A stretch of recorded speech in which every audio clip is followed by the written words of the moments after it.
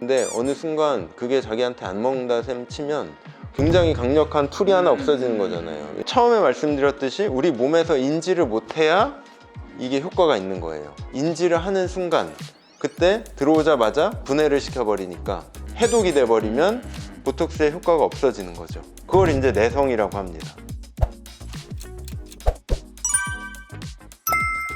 안녕하세요. 타임리스 피부과 도곡점 이경구 원장입니다. 네, 용인점 배의정 원장입니다. 오늘은 보톡스와 보톡스의 내성에 대한 이슈에 대해서 한번 얘기를 해볼까 하는데, 보톡스 했을 때 환자들이 제일 신경 쓰여야 하는 부분이 아무래도 내성이 아닐까 싶어요. 보톡스 내성은 왜 생기나요? 원리부터 설명을 드리면, 우리가 독이라고 칭하는 것들은 왜 독일까요? 우리 몸에서 알아차리질 못하고 그로 인해서 해독이 안 되는 거, 그걸 독이라고 하죠. 보톡스도 신경독이에요. 신경독을 정제해서 의료용으로 사용하기 시작한 게 보톡스라고 하는 건데, 이제 보톡스가 체내 어떤 기관에 주입이 되면 아세틸콜린이라는 신경 전달 물질을 막아서요. 그거를 이제 얼굴이나 근육에 놓으면 근육이 수의적인 운동을 못하게 되는 거예요. 뇌에서 시그널을 근육으로 야 너 수축해 하고 보내면 아세틸콜린이라는 시그널을 커트해버리는 거죠. 그러면 근육은 나 받은 게 없는데 안 움직일래. 그러고 안 움직여버리면 이제 보톡스의 효과가 나오는 거죠. 이마라든지 미간, 눈가, 입꼬리, 이런 자갈턱 이런 표정 근육에 놓으면 우리가 표정을 못 짓게 되는 거죠. 근육이 안 움직여서. 그러므로 인해서 주름이 펴지는 게 보톡스가 작용을 하는 건데, 처음에 말씀드렸듯이 우리 몸에서 인지를 못해야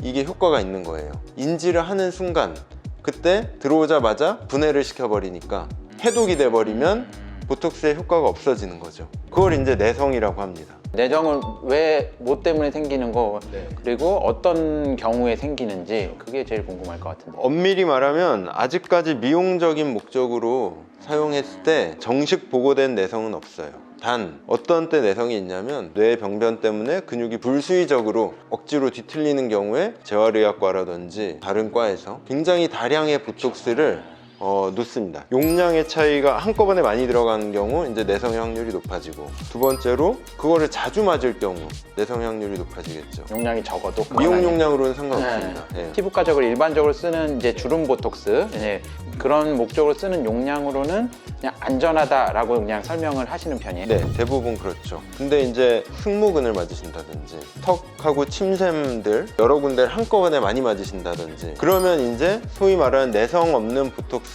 그런 거를 안내를 해드리죠.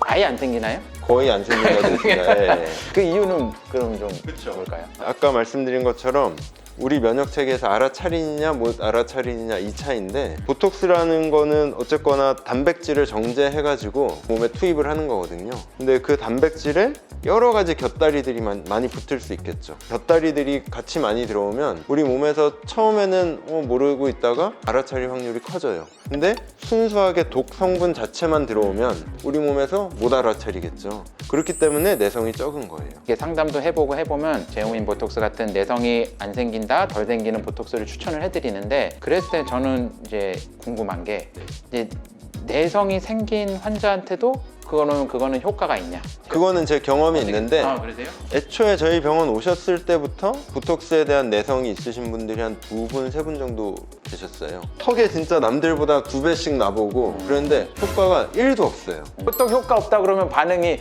아닐걸요? 이러는데 효과가 없어. 그러면 이제 되게 프로토콜이 어떻게 가냐면, 6개월에서 1년 정도 아무 보톡스도 하지 말고 쉬었다가 제오민을 놔봐라. 시도를 해봤죠. 근데 저 같은 경우는 효과 없었어요.